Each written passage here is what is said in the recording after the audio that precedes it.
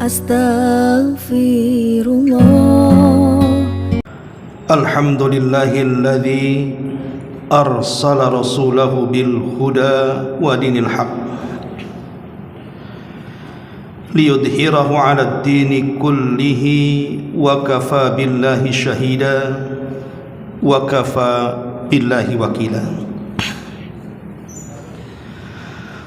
Asyhadu an la ilaha illallah wahdahu rabbi la syarika lah wa asyhadu anna Muhammadan abduhu wa rasuluhu alladzi la nabiyya ba'dah, amma ba'du. Alhamdulillah, segala puja dan puji hanya milik Allah Subhanahu wa taala, karena berkat nikmat dan karunia yang Allah anugerahkan kepada kita, baik anugerah Islam ataupun iman dan kesehatan badan kita, kita bisa berkumpul di Masjid Muhajirin untuk mendekatkan diri kepada Allah Subhanahu wa taala dengan talabul ilmi. Salawat dan juga salam demi keberkahan kajian di malam hari ini tetap kita hadiahkan kepada Rasul kita Nabi besar Muhammad sallallahu alaihi wa ala alihi wasallam. Karena sekarang kita berada di tanggal 18 Agustus dan kemarin tanggal 17 Agustus kita diingatkan dengan kemerdekaan Republik Indonesia yang pernah diucapkan oleh para pejuang kita, terutama oleh Presiden pertama negara kita di tanggal 17 Agustus hari Jumat 1945. Tentu pembahasan di malam hari ini sangat cocok kalau kita bicara tentang merenungkan hari kemerdekaan. Apakah betul-betul kita sudah merdeka atau belum? Kalau memang sudah merdeka, apakah kita sudah betul-betul bersyukur akan kemerdekaan ini, atau justru malah kufur dengan kemerdekaan yang Allah anugerahkan kepada kita? Ma'asyiral muslimin wal muslimat rahimakumullah. Di dalam Al-Quran, tepat pada surah Ibrahim ayat 5 sampai 7, di mana surah Ibrahim ayat 5 sampai 7 ini mengingatkan kepada kita tentang sebuah sejarah, yang sejarah itu juga mungkin bisa diterapkan kepada sejarah negeri kita, Republik Indonesia. Allah Subhanahu wa taala berfirman, "Wa laqad arsalna Musa bi ayatina an akhrij qaumaka minadh-dhulumati ila nur wa dzakkarahum bi ayyamillah inna fi dzalika laayatin liqaumin sabbarin syakur." Dan sesungguhnya kami telah mengutus Musa dengan membawa ayat-ayat kami. Maksudnya kami perintahkan kepadanya, keluarkanlah kaummu Bani Israel dari gelap gulita kepada cahaya yang terang benderang, dan ingatlah mereka kepada hari-hari yang Allah telah lalukan kepada kalian. Sesungguhnya pada yang demikian itu terdapat tanda kekuasaan bagi orang-orang yang sabar dan bersyukur. Wa idh qala Musa liqaumihi udhkuru ni'matallahi 'alaikum id anjakum min ali fir'auna yasumunakum su'al adzab yudhabbihuna abna'akum wa yastahyuna nisa'akum wa fi dzalikum bala'un min rabbikum 'adzim. Dan ingatlah ketika Musa berkata kepada kaumnya, ingatlah nikmat yang Allah anugerahkan kepada kalian ketika dia menyelamatkan kalian dari Fir'aun dan kerani-keraninya. Mereka telah menyiksa kalian dengan siksaan yang sangat pedih. Mereka menyembelih anak-anak laki kalian dan membiarkan hidup anak-anak perempuan di antara kalian. Dan pada yang demikian itu adalah cobaan besar dari Rabb kalian. Wa id ta'adzana rabbukum la in syakartum la azidannakum wa la in kafartum inna adzabi lasyadid.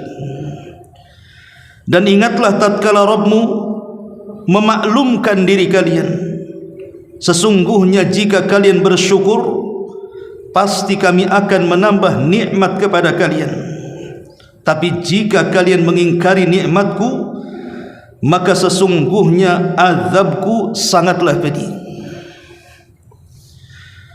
Ma'asyiral muslimin wal muslimat rahimakumullah. 3 ayat ini bicara tentang kisah Nabi Allah Musa alaihi salatu wassalam dan juga Bani Israel. Kita tahu bahwa Bani Israel berkembang di Mesir. Setelah Nabi Allah Yusuf alaihi salatu wassalam memboyong seluruh keluarganya, Ya'qub dan 12 putranya ke Mesir, dan diberikan kehidupan yang layak untuk mereka karena posisi Nabi Yusuf di hadapan penguasa di zaman itu. Dia sebagai pembendaharaan kerajaan Mesir dan yang memakmurkan rakyat Mesir kala itu. Wajar kalau seandainya keluarganya sangat dimuliakan. Lah keluarga Nabi Yusuf itu turunannya disebut Bani Israel, karena Ya'qub itu namanya Israel sehingga keturunannya disebut Bani Israel. Berkembanglah Bani Israel di tanah Mesir.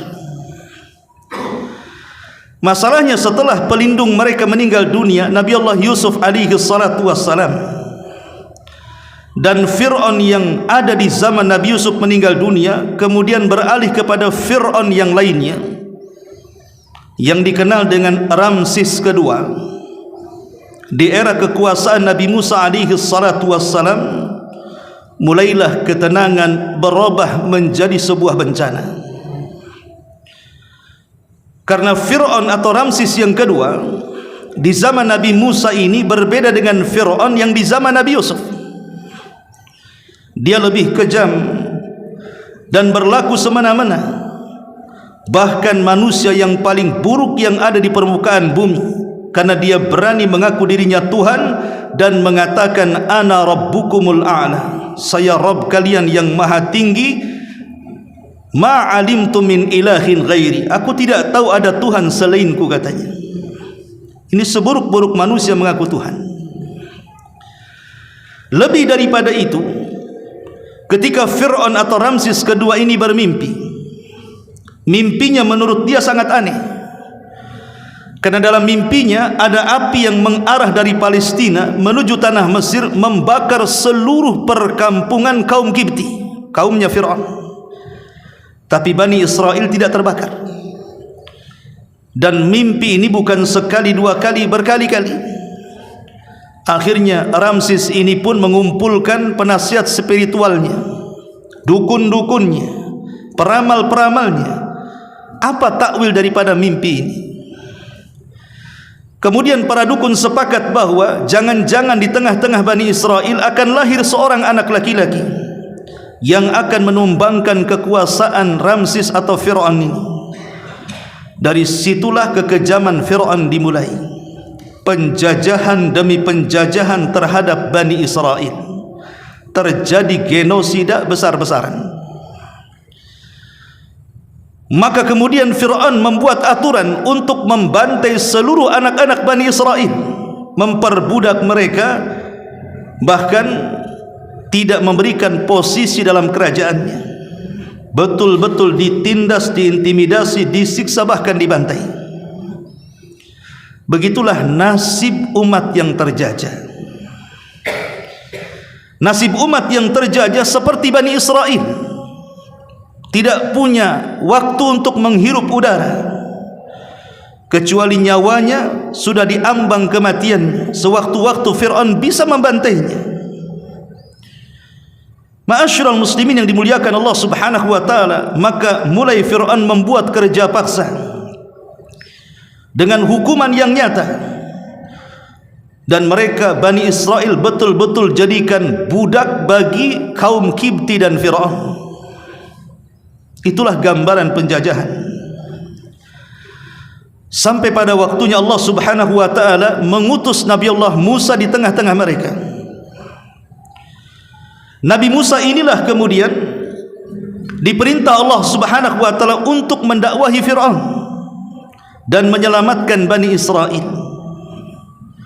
Singkat cerita, maka Nabi Musa alaihi salatu wassalam diperintah Allah Subhanahu wa taala untuk mengeluarkan Bani Israel dari kegelapan kaum Kibti dan menyelamatkan mereka ke tanah perjanjian.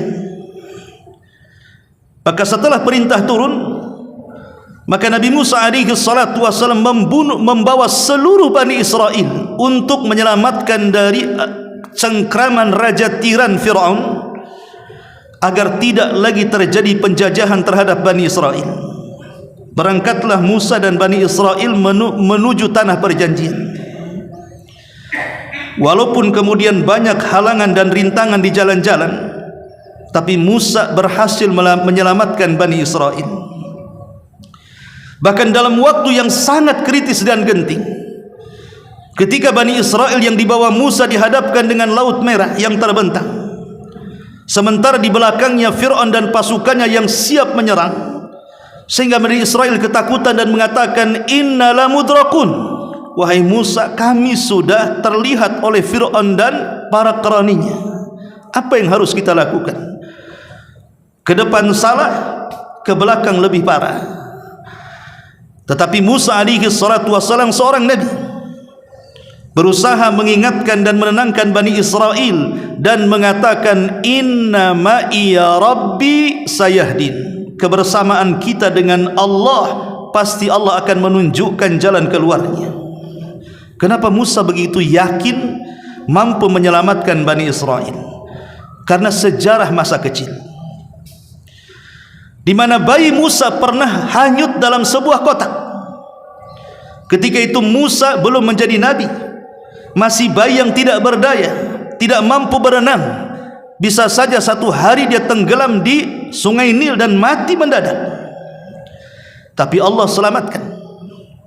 Maka sekarang Musa sudah dewasa, sudah menjadi seorang nabi dan rasul. Tidak mungkin Allah membiarkan dirinya, menghancurkan dirinya dan umatnya. Pasti Allah akan menolongnya. Itulah keyakinan Musa mengatakan di hadapan Bani Israel, inna ma'iya rabbi sayahdin, kebersamaan Rabbku dengan kalian, pasti Allah akan carikan jalan keluarnya.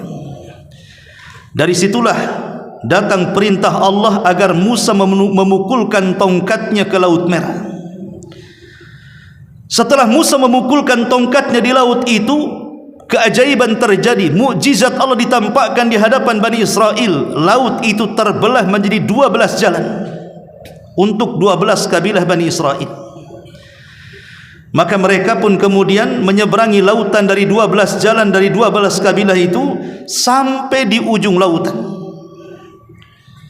Sementara Fir'aun tidak menyadari bahwa itu lautan yang sewaktu-waktu bisa menyatu, dan itu adalah makar dari Allah. Walaupun Fir'aun dan juga keraninya bisa membuat makar, Allah jauh bisa membuat makar, dan makarnya Allah sebaik-baik makar. Wa makaru makran wa makarna makran wallahu khairul makirin. Silahkan kalian berbuat makar, kami juga punya makar, kata Allah, tapi sebaik-baik makar adalah makarku. Fir'aun pun kemudian dan tentaranya mengejar Musa dan Bani Israel. Ketika Bani Israel sudah di ujung lautan, sementara Fir'aun berada di tengah-tengahnya, disinilah kemudian mata-mata Bani Israel menyaksikan bagaimana Allah mengadab Fir'aun. dengan menenggelamkan mereka semuanya. Maka Musa berdoa agar lautan yang terbelah disatukan kembali, kemudian dipukulkan kembali tongkatnya. Di sini Fir'aun menyadari kesalahannya dan sempat mengatakan, amantu bima amanat bihi Banu Israel, aku beriman dengan apa yang telah diimani Bani Israel. Maka Allah mengatakan, al-an, sekarang engkau beriman wahai Fir'aun, setelah nyawamu di ujung tombak kau beriman. Maka Jibril datang, masuk ke dasar lautan, mengambil tanah dasar lautan, kemudian menyumpalkan di mulut Fir'aun. Takut kalau seandainya rahmat Allah turun dan mengampuni Fir'aun, orang seperti ini tidak layak diampuni. Maka Fir'aun mati di atas kekufurannya dan Bani Israel melihatnya. Setelah peristiwa yang sangat besar inilah, maka Bani Israel baik yang berada di Mesir, yang tidak ikut hijrah bersama Nabi Musa, mereka mewarisi kekayaan kaum Kipti dan Fir'aun, ataupun Bani Israel yang ikut bersama Nabi Musa ke tanah perjanjian, mendapatkan kemerdekaan yang luar biasa. Tidak lagi diganggu oleh penguasa tiran, tidak lagi ditindas, tidak lagi digenosida. Mereka dapat keamanan yang luar biasa. Dari sini Allah Subhanahu wa taala katakan, wa idz qala Musa liqaumihi, ingatlah ketika Musa berkata kepada kaumnya, udzkuru nikmatallahi alaikum, ingat nikmat Allah yang Allah anugerahkan kepada kalian. Kalian harus bersyukur, kalian sudah merdeka, sudah tidak dijajah lagi. idz anjakum min ali fir'aun yasumunakum su'al adab, ketika Allah menyelamatkan kalian dari Fir'aun dan para pengikutnya, yang mereka senantiasa menyiksa kalian dengan siksa yang pedih. Mereka menyembelih anak-anak laki kalian dan membiarkan anak perempuan kalian, yudzabbihuna abna'akum wa yastahyuna nisa'akum. Allah seolah-olah ingin mengingatkan kepada kita, betul ayat ini bercerita tentang Musa dan Bani Israel. Akan tetapi kaidah Al-Quran itu al-ibaratu bi umumil lafdi la bi khususi sabab. Sebuah pelajaran dalam Quran itu jangan melihat khususnya sebab, jangan melihat sebab khusus cerita siapa. Ya betul ini cerita Musa dan Bani Israel, tetapi karena kita membaca ayat ini maka ibrahnya umum. Setiap lafaz itu juga bicara soal kita, karena ibrah bukan khususnya lafaz tapi umumnya lafaz. Seolah-olah Allah Subhanahu wa taala ingin katakan kepada kita, wahai manusia, siapapun kalian yang terbebas dari cengkraman para penjajah seperti Bani Israel, Allah ingatkan, udzkuru nikmatallahi alaikum, ingatlah akan nikmat yang Allah anugerahkan kepada kalian. Nikmat kemerdekaan ini nikmat yang sangat besar, tidak bisa dibeli. Kita lihat sekarang Palestina yang masih terjajah dan dijajah, terkungkum dalam penjajahan. Setiap hari nyawa mereka bisa melayang. Jangan cerita ibadah, cerita mencari makan minum saja susahnya luar biasa. Setiap detik mereka bisa meneteskan air mata, memandang anak-anak mereka, keturunan mereka, bisakah menjadi generasi mereka yang bisa melawan para penjajah itu. Karena target orang-orang itu adalah menggenosida penduduk Palestina supaya tidak ada generasi yang akan meneruskan perjuangan bapak moyang mereka.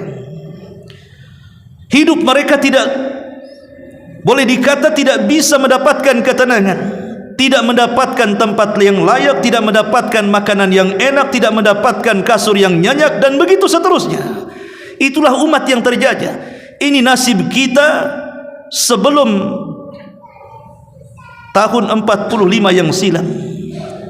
Bayangkan 3,5 abad, 350 tahun dijajah Belanda, belum lagi 3,5 tahun dijajah oleh Jepang. Mungkin kalau seandainya orang-orang tua kita yang hidup di zaman itu masih hidup kemudian bercerita, mungkin setiap hari kita meneteskan air mata. Betapa susahnya kehidupan di zaman itu. Karena memang hidup dalam kungkungan penjajah ini tidak enak. Karena kita lihat hari ini, bayangkan boleh jadi di masa orang hidup di zaman Belanda sana, ketika menjajah negeri kita, kurang lebih dengan kehidupan Palestina hari ini ketika dijajah oleh Zionis Yahudi. Itu sebenarnya tontonan yang bisa kita pikirkan di zaman mungkin 350 tahun yang silam. Karena bagaimanapun Indonesia merdeka ini baru tahun ke-80, artinya belum sampai seabad.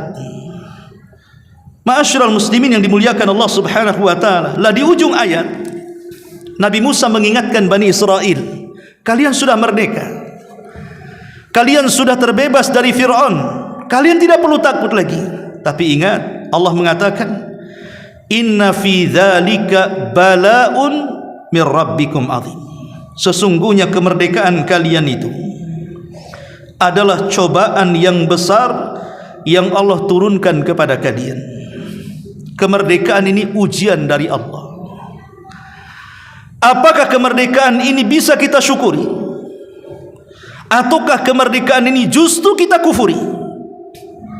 Makanya Nabi Musa mengingatkan kepada Bani Israel, wa idh ta'adzana rabbukum. Ingat, Rabb kalian sudah memberitakan kepada kalian, la in syakartum, kata Musa, kalau kalian bersyukur akan nikmat yang Allah anugerahkan kepada kalian, la azidannakum. Maka Musa mengatakan, Allah pasti akan mengatakan, sungguh aku akan tambah nikmat kalian. Wala in kafartum, tapi kalau kalian kufur, inna azabi lasyadid. Ingat, Allah berfirman, azabku sangat pedih. Nabi Musa mengingatkan kepada Bani Israel setelah diselamatkan dari penjajah Fir'aun, kalau kalian syukur dengan kemerdekaan ini, Allah akan tambah nikmat kalian. Tapi kalau seandainya kalian kufur dengan kemerdekaan ini, ingat, azab Allah itu pedih. Seolah-olah ayat ini, ikhwan, bahwa Allah berhajat dengan kita, Allah butuh dengan kita akan syukur yang kita lakukan kepada Allah. Sebenarnya Allah Subhanahu wa taala tidak butuh dengan syukur kita. Demi Allah, Allah tidak butuh dengan syukur kita. Karena bagaimanapun, faman yashkur fa innahu yashkuru nafsi. Siapa yang berlaku syukur itu kembali kepada orang yang bersyukur. Allah tidak berhajat dengan syukur kita.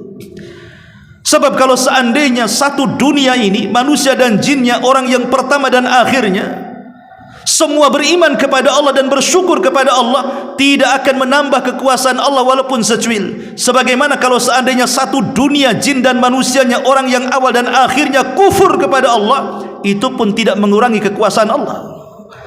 Allah tidak berhajat dengan kita sama sekali.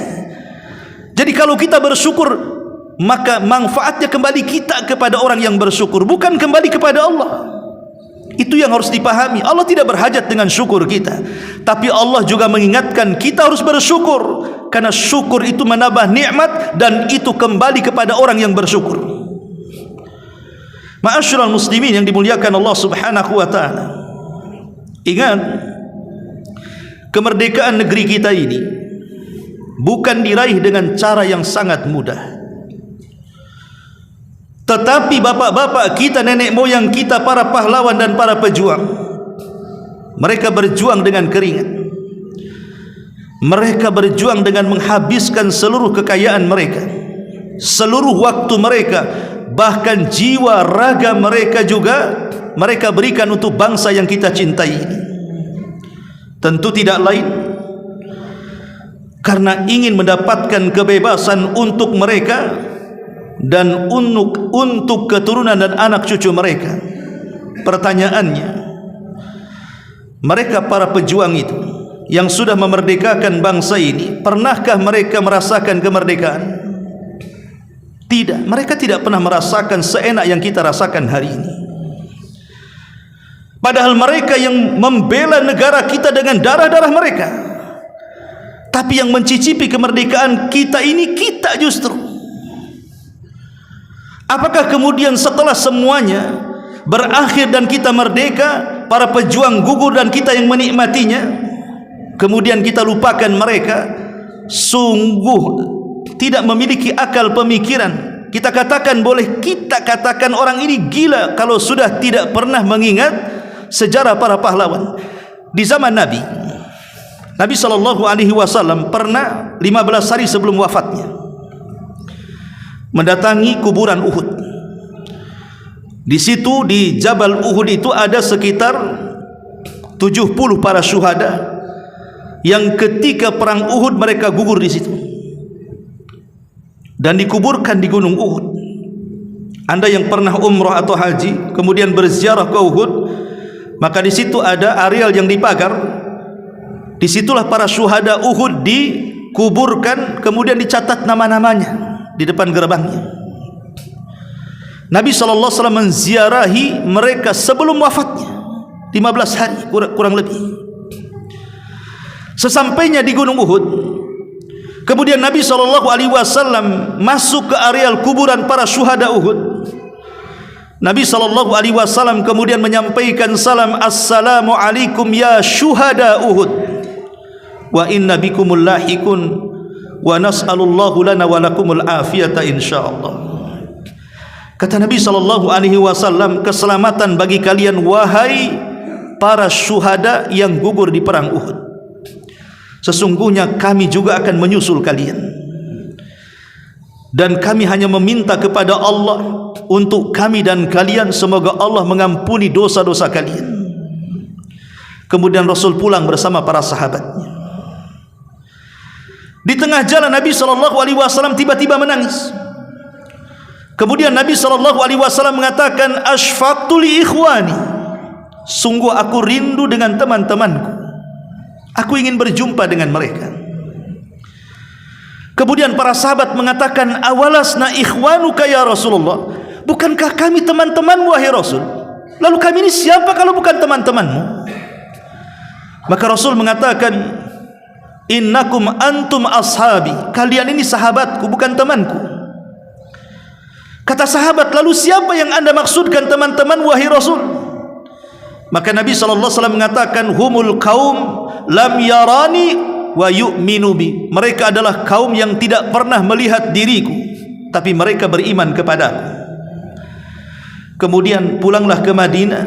15 hari setelahnya Rasul, tepat di hari Senin tanggal 12 Rabiul Awal tahun 11 Hijriah, Rasul meninggal. Syahidnya adalah kenapa Nabi SAW 15 hari sebelum wafatnya berziarah ke kuburan Uhud. Untuk apa maksudnya? Apakah hanya sekedar menyampaikan doa? Tidak. Nabi SAW mengajak para sahabat untuk berziarah ke makam para pahlawan Uhud, seolah-olah Rasul ingin mengatakan kepada para sahabat, kalau bukan karena Allah, kemudian mereka orang-orang yang gugur di perang Uhud, kalian tidak akan menikmati seperti ini. Kalian tidak mungkin menikmati sekarang kemerdekaan, mampu menguasai dan melakukan Fathu Mekah, pembebasan kota Mekah, dan sekarang kita hidup damai bisa beribadah kepada Allah Azza wa Jalla. Kalau bukan karena mereka, atau kalau bukan karena Allah kemudian mereka para syuhada Uhud, kita tidak akan mengalami hari ini. Seolah-olah Rasul ingin mengatakan, jangan lupakan jas merah, jasa sejarah. Jangan pernah melupakan sejarah. Maka kita juga kita katakan, kalau bukan karena Allah kemudian para pahlawan yang gugur dengan darah mereka, apakah antum bisa hadir di masjid ini, senang mencari makan, minum, pekerjaan, ibadah dengan lezat dan enak? Bisa kita lakukan? Tidak. Lihat Palestina hari ini, gitu maksudnya. Makanya Nabi SAW dengan tegas dalam sebuah hadis yang disahihkan oleh Syekh Albani, man lam yashkurin nas lam yashkurillah. Siapapun yang tidak bersyukur kepada manusia, apalagi mereka orang yang berjasa kepada kita, maka anda belum bersyukur kepada Allah Subhanahu wa ta'ala. Makanya Allah mengatakan, wala fala tansawul fadla bainakum, jangan kalian lupakan kebaikan orang-orang di sekitar kalian. Jangan pernah, apalagi mereka para pahlawan yang telah menyerahkan jiwa-jiwa mereka dan tidak pernah menikmati hasilnya. Mereka berjuang, tapi kita yang menikmati hasil kemerdekaannya. Apakah kemudian kita katakan mereka meninggal begitu saja? Tidak, ikhwatu fiddin. Orang yang tidak bersyukur kepada Allah berarti dia juga tidak bersyukur kepada manusia. Ma'asyiral muslimin yang dimuliakan Allah Subhanahu wa taala, maka kita sangat bersyukur di hari kemerdekaan ini. Doakan mereka para pahlawan, semoga Allah menerima amalan-amalan mereka, karena mereka telah berjuang untuk siapa? Untuk kita semua yang sekarang menikmati hasilnya. Ma'asyiral muslimin yang dimuliakan Allah Subhanahu wa taala, kalau kita bicara soal penjajahan, penjajah itu ada dua macam. Ada penjajah dari bangsa-bangsa luar yang menjajah negeri kita, seperti Belanda dan Jepang. Itu jelas para penjajah kita. Mereka sudah menyusahkan rakyat Indonesia pada zamannya. Tetapi bukan berarti kemudian penjajahan itu hanya berasal dari mereka. Yang lebih berat lagi adalah kita dijajah oleh bangsa sendiri. Bangsa luar boleh kita usir, dan kita sudah merdeka dari bangsa luar. Kita sudah tidak dicengkram lagi oleh bangsa luar. Kita bisa merdeka dari bangsa luar. Pertanyaannya, apakah kita juga terbebas dari bangsa sendiri? Tidak, kita masih dijajah oleh bangsa sendiri. Dan ini lebih merepotkan dibandingkan mengusir bangsa penjajah luar. Satu hari dalam sebuah hadis yang dikeluarkan Muslim, Abdullah bin Amr ibn As radhiyallahu an, Abdullah ibn Amr ibn As radhiyallahu an menukilkan sebuah riwayat dari Nabi sallallahu alaihi wasallam. Kata Nabi sallallahu alaihi wasallam, "Idza futihat alaikum Faris war Rum." Andai kata Rasul, kerajaan Persia dan Romawi sudah kita taklukkan, karena mereka yang selalu mengincar kita, mereka para penjajah. Andai kata Persia dan Romawi kita taklukkan, fa ayyu qaumin antum, kira-kira kalian mau jadi orang seperti apa? Mau seperti Romawi atau seperti Persia? Kalau keduanya sudah runtuh dan kita taklukkan, kalian mau seperti apa? Maka Abdurrahman ibn Auf radhiyallahu an yang hadir di situ mengatakan, "Naqulu kama amarana Allah." Rasul, tentu kami tidak ingin seperti Persia, kami tidak ingin seperti Romawi, tapi kami ingin seperti yang Allah perintahkan kepada kami. Kalau seandainya Romawi runtuh di tangan kita, Persia runtuh di tangan kita, kami ingin menjadi kaum yang taat dengan Allah dan Rasulnya. Kemudian Nabi SAW mengatakan, "Awa ghaira dhalik, awa ghaira dhalik." Apa tidak salah ucapanmu, wahai Abdurrahman? Jangan-jangan kebalikannya. Jangan-jangan engkau akan menjadi umat yang tidak pernah taat kepada Allah dan Rasulnya. Kemudian Rasul SAW mengatakan, "Tatanafasuna, thumma tatahasaduna, thumma tatadabaruna, thumma tatabaghaduna, aw nahwa dhalik, thumma tantalikuna fi masakini al-muhajirin fataj'aluna ba'duhum ala riqabi ba'd." Kata Nabi SAW, jangan-jangan kalian tidak seperti yang kalian katakan akan mengikuti perintah Allah. Kalian menjadi kaum yang berlomba-lomba mengejar dunia. Kemudian kalian menjadi kaum yang hasad terhadap dunia. Kemudian kalian menjadi kaum yang satu dengan yang lainnya saling membelakangi. Kemudian kalian akan saling membenci dan ujungnya kalian akan saling membunuh. Lihat bagaimana Nabi SAW 14 abad yang silam mengatakan kepada kita, musuh dari dalam itu lebih bahaya. Betul kita sudah merdeka dari Belanda, merdeka dari Jepang, tapi ingat, kemerdekaan juga bukan hadiah dari Belanda dan juga dari Jepang. Kemerdekaan ini anugerah dari Allah Subhanahu wa taala, sebagaimana yang tertuang dalam Undang-Undang 45. Karena berkat rahmat Allah semuanya. Kemerdekaan ini tercipta berkat rahmat Allah. Tapi masalahnya musuh itu tidak berakhir sampai di situ. Sekarang kita berperang antar kita. Kata Rasul, mulai daripada mengejar dunia, sekarang bukannya kita ini mensyukuri nikmat akan kemerdekaan, justru kita memanfaatkan nikmat kemerdekaan itu. Sudah lupa para pejuang. Sibuk kekayaan yang kita miliki hari ini hanya direbut segelintir orang-orang yang rakus kepada dunia. Korupsi di mana-mana. Bahkan kita lihat terkadang ada pom bensin yang antriannya itu berkilo-kilo, macam di zaman Belanda rebutan makanan. Apa ini sudah merdeka? Justru musuh dari dalam itu yang masalah. Dan ini Rasul yang mengatakan, kalian kalau sudah merdeka, apakah kalian tidak akan menyelisih janji kalian? Saya kira kalian akan menyelisih janji kalian. Berawal dari hubbud dunia, kalian dicintakan dengan dunia, rebutan kekuasaan, mengumpulkan harta benda, mencintai berlebihan.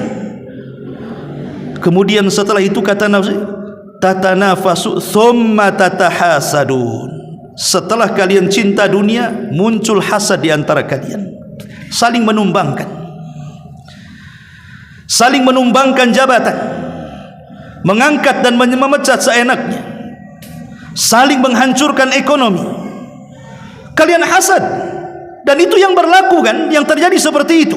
Kalau sudah masuk dalam kekuasaan, siap ditumbangkan atau siap menumbangkan. Kalau menjadi orang kaya karena ekonomi, bisa dihancurkan atau menghancurkan ekonomi orang. Itulah hasad di situ.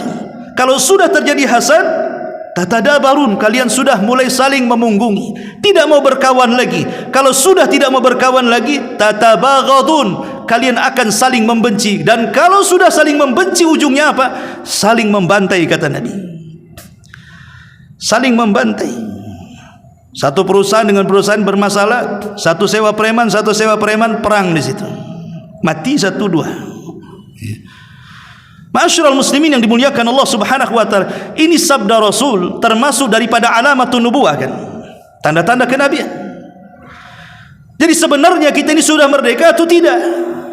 Ya, kalau kita katakan merdeka dari musuh asing, cengkraman negara lain, mungkin sudah merdeka walaupun tidak 100%. Boleh jadi secara fisik kita merdeka karena musuh sudah di luar.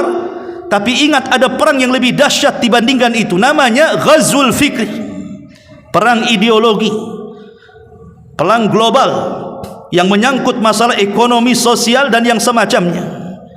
Dan ini yang susah kita keluar darinya.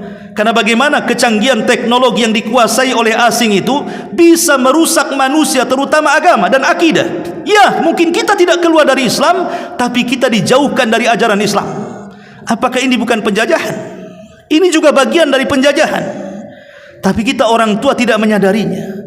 Makanya saya juga heran, kenapa 17 Agustus itu tidak dirayakan dengan bersyukur kepada Allah dengan cara mendoakan para pahlawan.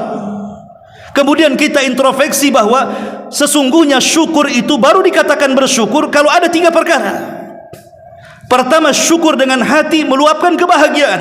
Kalau bukan karena Allah, kemudian para pejuang kita tidak seperti ini. Kita bahagia. Kemudian yang kedua, syukur bil lisan, menyebut-nyebutkan nikmatnya. Maksudnya menyebutkan nikmat Allah itu, kita doakan para pejuang dengan kebaikan, supaya Allah menerima dosa-dosa, mengampuni dosa-dosa mereka, mengampuni seluruh kesalahan mereka, menerima amalan-amalan mereka dan ditempatkan di tempat yang layak di sisi Allah Subhanahu wa taala. Tapi kenyataannya apa? Terkadang acara-acara kemerdekaan tidak ada religinya sama sekali. Kadang-kadang joget dari malam sampai subuh. Apa begitu? Berjoget untuk para pahlawan, berjudi untuk para pahlawan, mabok untuk para pahlawan. Lah ini kan pelecehan. Kalau seandainya mereka hidup, ingat bahwa Bung Tomo pernah mengatakan, kalau bukan kalimat takbir, saya tidak tahu kalimat mana lagi yang bisa membangkitkan para pejuang untuk menyerang Belanda. Artinya bahwa kemerdekaan ini diraih dengan religi agama, dengan kalimat takbir. Mereka bertakbir, kemudian kita mati, kita pula teler kemudian pingsan. Enggak balance jasa mereka dengan perbuatan kita. Ma'asyiral muslimin yang dimuliakan Allah Azza wa Jalla, apa seperti ini mensyukuri kemerdekaan? Terkadang kemudian membuat acara-acara yang jauh daripada syariat Islam, perjudian di dalamnya, hura-hura di dalamnya. Terkadang ada perlombaan yang jauh menyelisih syar'i, ada laki-laki memakai baju perempuan, perempuan panjat pinang dan begitu seterusnya. Apa seperti ini perlombaan dalam Islam? Kita tidak Islam itu tidak fobian dengan perkara-perkara perlombaan. Silahkan saja selama perkara itu mubah. Tapi kalau sudah melecehkan syariat sampai berhura-hura, bergadang, tidak ingat kewajiban, lupa solat, lupa Quran, lupa taklim dan begitu seterusnya, jangan-jangan di bagian kufur. Ingat, kalau sudah kufur, apa yang terjadi?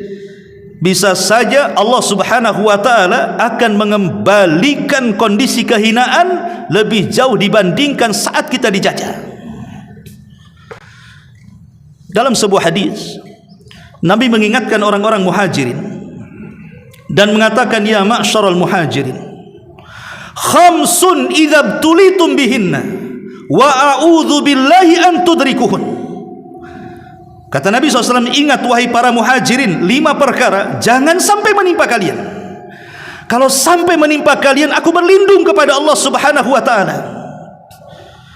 Kemudian Nabi SAW menyebutkan 5 perkara itu. Pertama, jangan sampai kalian terjerumus kepada perzinahan secara terang-terangan, karena itu akan membawa penyakit kepada kalian, penyakit yang belum pernah terjadi sebelumnya. Betul apa yang disabdakan Rasul? Muncul AIDS yang tidak ada di zaman Nabi, sampai sekarang tidak ada obatnya. Yang kedua, kata Nabi SAW, jangan pernah kalian curang dalam berdagang, baik mengurang-urang takaran, timbangan, meteran, atau curang dalam dagang bagaimanapun bentuknya, karena ini akan menjadikan 3 perkara disambar kepada kalian. Pertama, susah ekonomi. Yang kedua, susah untuk menanam nanaman karena paceklik berkepanjangan, bahkan dikuasakan kepada kalian penguasa zalim. Jangan curang dalam ekonomi. Kalau sudah curang dalam ekonomi, maka 3 perkara akan menimpa kalian. Susah cari makan, susah untuk menanam, dikuasakan kepada kalian para penguasa zalim. Kemudian yang ketiga, jangan larang zakat-zakat kalian. Jangan sampai kalian tidak berzakat kalau sudah sampai haul dan nisabnya, karena itu yang mencegah hujan turun kepada kalian. Kalau bukan karena binatang ternak, kalian sudah kelaparan, kata Nabi. Dan yang keempat, di sini syahidnya, jangan sampai kalian membatalkan perjanjian kalian dengan Allah. Kalau sampai kalian batalkan perjanjian kalian dengan Allah, Allah akan kuasakan musuh kalian mengambil sebagian yang ada di tangan kalian. Dan yang terakhir, kalau seandainya para pemimpin sudah jauh daripada hukum Allah, maka akan berperang satu kalian dengan sebagian yang lainnya. Yang ingin saya katakan, poin yang keempat, ketika seseorang itu menjauh dari perjanjian Allah, maka Allah akan kuasakan musuh dari luar mengambil sebagian apa yang ada di tangan kita. Maksudnya apa di sini? Sebagian syurah hadis mengatakan, maksudnya ketika kita mulai meninggalkan kewajiban, lebih dekat kepada yang diharamkan, sudah tidak salat, sudah tidak puasa, sudah tidak zakat, sudah tidak lagi penting dengan perintah Allah, malah terjerumus kepada yang diharamkan, musuh akan datang dan mengambil sebagian harta kita. Lah kalau kemerdekaan diisi dengan perkara maksiat dan jauh dari ketaatan kepada Allah Subhanahu wa ta'ala, mungkinkah kemerdekaan ini akan dicapai dengan maksimal? Jangan-jangan setelah mereka hura-hura hanya sehari 2 hari di 17 atau 18 Agustus, selepas itu mereka akan susah ekonomi, dihukum oleh Allah. Banyak bencana di mana-mana yang diuntungkan asing yang masuk ke negara kita. Rasul sudah ingatkan 14 abad yang silam. Jadi bersyukur kemerdekaan itu betul-betul bersyukur dengan hati kita, bahagia karena kita merdeka, bersyukur dengan lisan kita, bersyukur akan pahlawan kita, doakan mereka, bersyukur dengan perbuatan kita. Maknanya nikmat yang Allah anugerahkan kepada kita, maka salurkan sebagaimana maksud zat yang memberikan nikmat kepada kita. Kenapa Allah berikan nikmat? Untuk apa coba Allah berikan nikmat kepada kita itu? Agar kita mudah beribadah kepada Allah Subhanahu wa ta'ala. Karena sesungguhnya ikhwan, makna kemerdekaan yang lebih luas bukan hanya terhindar secara fisik dari musuh asing saja, tidak. Tapi makna yang sesungguhnya hakikat kemerdekaan adalah kita tidak tercengkram dengan penghambaan kepada hamba dan hanya menghambakan diri kepada Allah Subhanahu wa ta'ala. Makanya seorang sahabat namanya Rabi ibn Amr pernah diutus Rasul untuk menghadap Raja Rustum di istananya. Istana besar penuh dengan pengawal, bisa saja sahabat masuk istana dibantai. Tapi Rabi ibn Amr sangat gagah berani. Walaupun dia datang sendiri, dia tidak takut dengan Raja Romawi, Raja zalim Rustum itu. Ketika berhadap-hadapan, kata si Rustum ini, "Kenapa kau datang sendiri?" Dia mengatakan, "Saya utusan Nabi, saya tidak takut siapapun." "Lalu apa maksud Nabimu mendatangkan kamu kemari?" Kata Rabi ibn Rustum, "Sesungguhnya Allah telah mengutus Nabi kami. Untuk apa? Untuk mengeluarkan manusia dari peribadatan kepada manusia, kepada peribadatan hanya kepada Allah Subhanahu wa taala. Inilah hakikat makna merdeka. Ketika kita tidak menghambakan kepada makhluk dan hanya menghambakan kepada Allah, itulah hakikat kemerdekaan. Kalau kita masih terkungkung hati kita kepada makhluk, masih hubbud dunia, terlampau cinta dengan dunia, selamanya Anda belum merdeka. Karena selamanya yang disebut dengan korupsi, mungkin wabah di negeri kita ini, tidak mungkin bisa dihapuskan selamanya. Kalau masih menghambakan kepada makhluk, masih menghambakan kepada dunia, masih menghambakan kepada manusia, selamanya kalian akan terhina dan belum pernah merdeka. Makanya musuh manusia itu ada 3. Pertama iblis dan kroni-kroninya setan, yang kedua hawa nafsu, dan yang ketiga manusia itu sendiri dari orang-orang kafir. Adapun iblis, mungkin kita susah merdeka, kadang merdeka kadang tidak. Melawan iblis ini ya susah-susah gampang, atau gampang-gampang susah. Kadang merdeka kalau sedang semangat di atas ketaatan, kadang terjajah kalau kita sedang lemah dalam keimanan, akhirnya bermaksiat. Kadang merdeka ya, kadang juga tidak merdeka. Itulah kalau musuhnya iblis. Kemudian yang kedua, ada musuh dari dalam. Ini yang susah kita perangi, yang namanya hawa nafsu. Susah, macam mana kita memerangi hawa nafsu? Hawa nafsu itu ada dalam jantung kita. Kalau kita membuang hawa nafsu, potong dan buang jantung, mungkin matilah orang kalau tidak punya jantung. Hawa nafsu ini musuh yang berat, makanya hanya bisa ditekan dan tidak bisa dibuang. Selama orang tidak bisa kemudian menyerang hawa nafsu dan menekannya, selama itu manusia sebenarnya belum merdeka. Karena kenapa orang bisa korupsi? Karena mengikuti hawa nafsu. Kenapa orang bisa membunuh? Karena mengikuti hawa nafsu. Kenapa para pemimpin itu zalim? Karena pemimpin itu mengikuti hawa nafsu. Kenapa para menteri itu masih juga mereka itu mementingkan diri diikuti hawa nafsu? Bahkan rakyat-rakyat jelata yang masih melakukan kejahatan, karena mereka juga masih mengikuti hawa nafsu. Bahkan terkadang melawan hawa nafsu lebih berat dibandingkan melawan orang kafir itu sendiri. Dan yang ketiga ya manusia yang kufur, baik para penjajah Belanda, Jepang dan yang lainnya, atau saya katakan tadi manusia-manusia yang justru kadang-kadang mereka saudara kita, mereka tetangga kita, mereka teman kita, tapi mereka hasad, mereka dengki, mereka musuhan, mereka tidak suka dengan kenikmatan yang Allah anugerahkan kepada kita. Ini semua adalah musuh yang nyata di depan kita. Maka kemudian pertanyaannya, sudahkah kita merdeka atau belum? Ma'asyiral muslimin yang dimuliakan Allah Subhanahu wa taala, dari sini maka kita sudah memahami bahwa sebagaimana Nabi sallallahu alaihi wasallam pernah mengatakan sepulangnya dari Badar, dari perang Badar, Rasul menang dalam peperangan ini. Apa kata Rasul? Raja'na min jihadil asghar ila jihadil akbar. Kami baru pulang dari jihad yang kecil untuk menghadapi jihad yang besar. Seolah-olah kita katakan kita sudah merdeka, ya itu jihad kecil, tapi jihad yang besar menanti kita. Itulah kemerdekaan dalam kemerdekaan. Ya, kita merdeka dari musuh, tapi kita harus merdeka dari rakyat kita sendiri. Apakah sekarang rakyat Indonesia sudah sejahtera dalam kerangka bangsa yang sangat besar dan kaya raya? Apakah kemudian sudah tidak ada kemiskinan lagi? Apakah kemudian sudah tidak ada lagi orang-orang yang menangis karena kelaparan? Ma'asyiral muslimin yang dimuliakan Allah Azza wa Jalla. Ataukah mungkin akhlak-akhlak mereka sudah baik, ataukah justru terpuruk? Jadi pertanyaan-pertanyaan seperti ini akhirnya memunculkan jangan-jangan belum merdeka. Tapi satu hal, bahwa kita orang-orang yang beriman tentu bersyukur dengan para pahlawan. Kita harus mengisi hari-hari kemerdekaan ini dengan hal-hal yang positif.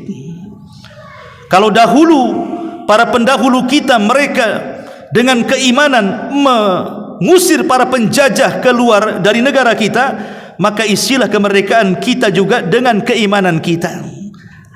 Ambillah bagian masing-masing kita. Boleh juga mungkin bahasanya kalau para petani, ya jadilah petani yang beriman supaya mengokohkan pangan negeri. Kalau mereka para pelajar, jadilah para pelajar beriman supaya menjadi intelektual yang bisa mencapai hal yang positif di masa depan. Dan begitu seterusnya. Masing-masing kita bisa berjasa sebenarnya. Tapi masalahnya sekali lagi, banyak di antara kita yang sampai ke level itu. Maka bersyukurlah kepada Allah Subhanahu wa taala bahwa hari kemerdekaan ini adalah hari yang sangat membanggakan bagi kita, dengan cara mendoakan para pahlawan dan jadikan bangsa kita sebagai bangsa yang bermartabat dengan dipenuhi dengan keimanan kepada Allah Subhanahu wa taala. Karena hakikat merdeka adalah jauh dari syirik, jauh dari hawa nafsu, dan jauh dari musuh-musuh yang merongrong kehidupan kita. Wallahu alam. Mudah-mudahan Allah Subhanahu wa taala memberikan istiqamah kepada kita setelah bangsa ini merdeka, dan kita doakan para pahlawan semoga Allah Subhanahu wa taala terima amal mereka. Subhanakallah bihamdika asyhadu an la ilaha illa anta astaghfiruka wa atubu ilaik. Allahu ta'ala. Assalamualaikum warahmatullahi wabarakatuh.